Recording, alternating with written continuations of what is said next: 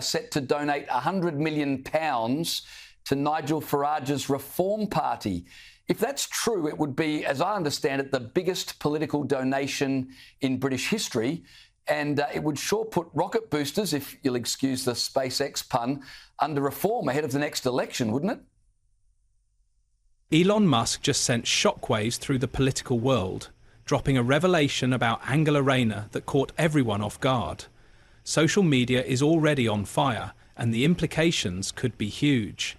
So, what exactly did Musk expose? And how is Rayner reacting to the uproar? Let's dive into the details. Potential trade war ramps up. Elon Musk's task force has been pushing to gain access to sensitive government information targeting a federal agency. Chief Washington correspondent John Carl has that story. Good morning, John. The scene was primed for a confrontation no one saw coming, one that would send shockwaves through British politics. On one side, Rayner, Labour's rising powerhouse, known for her fiery speeches and unwavering working-class credentials. On the other, Elon Musk, the unpredictable billionaire whose bold statements and controversial takes have a habit of shaking up the status quo. What started as just another political discussion quickly escalated into a moment that had everyone watching. What do you think about what Elon Musk has been tweeting about Britain and the Prime Minister over the last few days? Well, what I'd say is that all social media companies have responsibilities as well to deal with fake news. We've seen a lot of fake information being shared on online platforms. We've seen a lot of hate, and people have a responsibility to not conduct themselves and to amplify that, but actually to deal with the online misinformation, but also not to spread that hate. And, you know, we don't want to see that, whether that's online or offline, and people who are online spreading violence and inciting violence will be met with the law, as well as those that turn up and try and throw missiles at police and at our communities. It all started with what seemed like an innocent tweet from Musk, casually discussing the future of electric vehicles in the UK. But Rayner, never one to shy away from a political fight, fired back, calling out billionaires for interfering in government affairs. What she didn't expect was Musk's response. Instead of brushing it off, he replied with a cryptic and unsettling message, hinting at secrets that could make her regret throwing the first punch. Suddenly, this wasn't just a policy debate, it was the beginning of something much bigger. Musk has declared that very few companies would be willing to invest in the UK under the current administration. Now, this wasn't just some off-the-cuff remark. Musk has made this statement in response to a letter from Scottish politicians who are hoping to woo Tesla into opening a new gigafactory in Scotland. The online exchange quickly spiraled into a media firestorm, dominating headlines and capturing the attention of major news networks. What started as a Twitter spat had now escalated into something far bigger. Both Musk and Rayner had agreed to go head-to-head in a live televised interview. As they took their seats, the atmosphere was electric. Rayner, exuding her usual confidence, looked prepared to defend her stance. Meanwhile, Musk sat back with his trademark smirk, seemingly unfazed by the brewing storm. From the very first words exchanged, it became clear this wouldn't be just another political debate. It was about to get much, much bigger. Reports now that he'd like to get rid of Sir Keir Starmer before the next general election. He believes that Western civilization is threatened. There's been a lot of pushback. I think the Labour government's policy seems to either be to answer journalist questions by attacking him or else trying to ignore him. But you sort of said that China can't be ignored. Elon Musk is essentially the richest man in the world, and one would argue perhaps one of the most powerful men in the world. Musk, known for his unpredictability, seemed unusually composed, almost as if he had been preparing for this moment. With calculated precision, he deflected any mention of his own controversies, steering the conversation back to Rayner's past at every opportunity. Rayner, to her credit, held her ground, responding with her signature poise. But for those paying close attention, there was a shift, just a flicker of tension creeping into her voice. Then, the moment that changed everything. Musk shifted the discussion to transparency in public life, delivering his words with a gravity that made the entire room pause. The audience, once buzzing with anticipation, now sat in silence, hanging on to his every word. Something big was coming. The free speech debate isn't the only point of contention between Musk and Starmer. Remember those riots in the UK last summer? Well, Musk waded into that controversy as well, dubbing the Prime Minister two-tier Keir. He wasn't the only one. Now, this nickname was Musk's way of criticising what he saw as unequal treatment in the justice system. He argued that the punishments handed out to those involved in the riots were disproportionate, especially when compared to other crimes. Now, Musk's words carried an undeniable gravity as he emphasised leadership and the necessity of full transparency. His statement lingered in the air, heavy with unspoken meaning, casting an almost palpable tension over the studio. For viewers at home, something felt off. Rayner, known for her no-nonsense, straight-talking persona, seemed momentarily unsettled.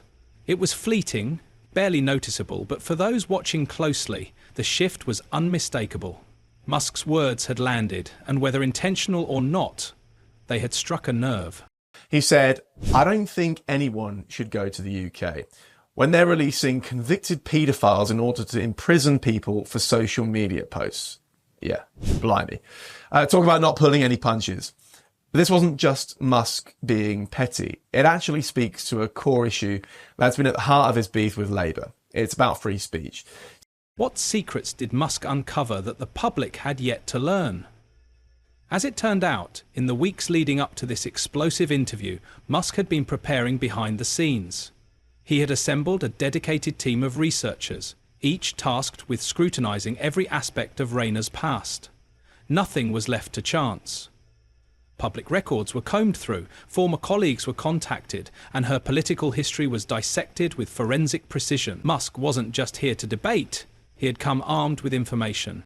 Musk has positioned himself as a champion of free speech. Actually, he's even gone as far as to brand himself as a free speech absolutist. In his view, Labour, under Keir Starmer's leadership, is on the wrong side of this debate. Musk has repeatedly accused Starmer of restricting free speech in Britain. He's taken particular issue with the UK's online safety bill, which aims to regulate harmful content on social media platforms. In Musk's eyes, this is a step too far and it's potentially stifling free expression online. It's really important to him. But the outcome? A meticulously assembled dossier brimming with revelations, each one capable of unravelling the carefully crafted image Rayner had built over the years. Hidden within the findings were connections, strategic manoeuvres, and past decisions that, when examined together, revealed a far more intricate and potentially controversial narrative of her ascent within the Labour Party. If made public, these details had the power to reshape public perception in ways Rayner had never anticipated. That Scottish politicians are eager to get Musk's attention. It would be a huge boon for them. With Musk's latest comments, that dream seems to be slipping away. It's not just about Tesla. Musk's words carry weight in the business world. If other tech giants and investors start echoing his sentiments, start saying the same thing, it could spell real trouble for Labour's economic plans. Where's the growth? Rayner's reputation as a no-nonsense working-class champion was about to be tested like never before. Musk, keeping his tone steady and deliberate, honed in on a crucial detail. Rayner had long positioned herself as a self-made politician, someone who had risen from humble beginnings through sheer determination. But according to Musk's team, the reality wasn't so simple. With precise timing, he presented his findings. Evidence of previously undisclosed meetings between Rayner and corporate lobbyists dating back to her early political career. For the first time, Rayner's confidence seemed to falter. It was subtle, just a flicker of unease, but in a high-stakes moment like this, even the smallest reaction spoke volumes. The free speech debate isn't the only point of contention between Musk and Starmer. Remember those riots in the UK last summer? Well, Musk waded into that controversy as well, dubbing the Prime Minister two-tier Keir. He wasn't the only one. Now, this nickname was Musk's way of criticising what he saw as unequal treatment in the justice system. He argued that the punishments handed out to those involved in the riots were disproportionate, especially when compared to other crimes. Now, Musk wasn't just another politician playing a tactical game. He was an outsider with limitless resources and a well-earned reputation for shaking up the establishment. and he came prepared. He laid out his case, citing private meetings in upscale London restaurants, closed-door discussions, and financial support that had never appeared in official records. Each revelation chipped away at the carefully constructed image Rayner had spent years cultivating.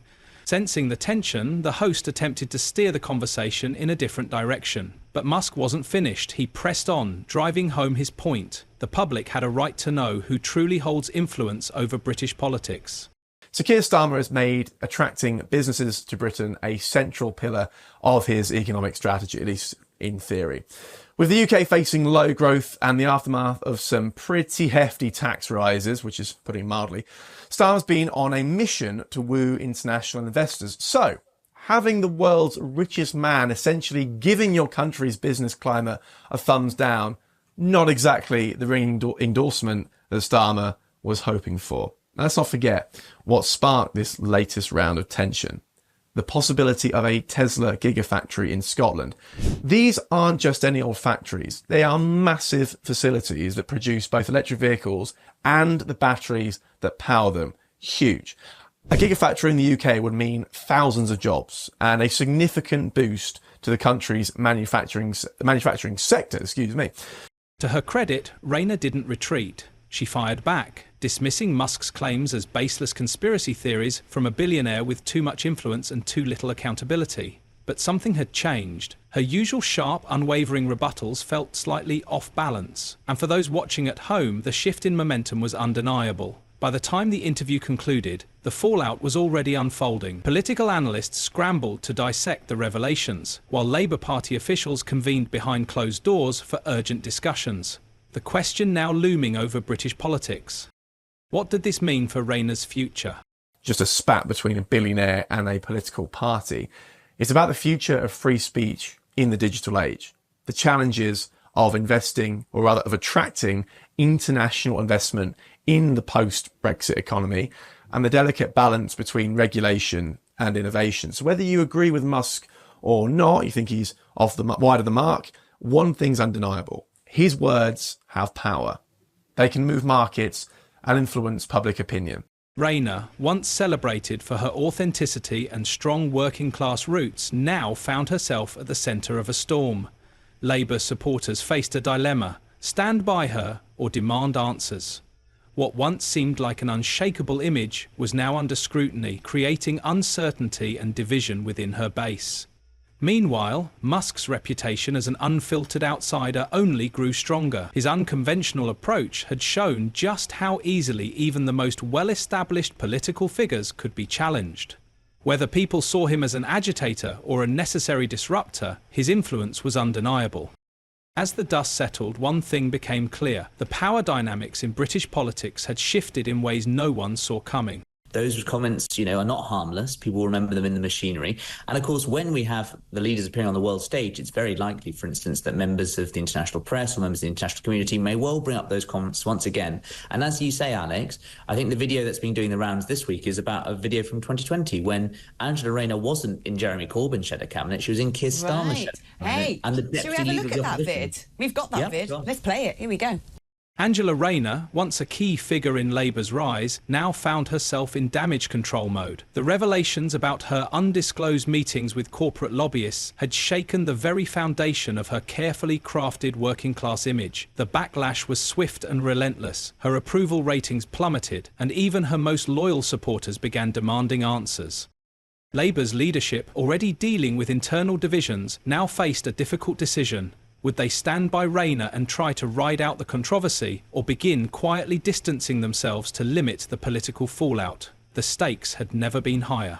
Buffoon, ashamed of themselves, embarrassment. I think that woman needs to look in a blimmin' mirror. Maybe Lord Ali can afford to buy her one. The problem we have here, of course, is this isn't the first time in recent months that senior figures who are now, in America, who are going to be part of the Trump administration. At the same time, Elon Musk's unexpected entry into British politics sparked a much larger debate about transparency and influence in public life.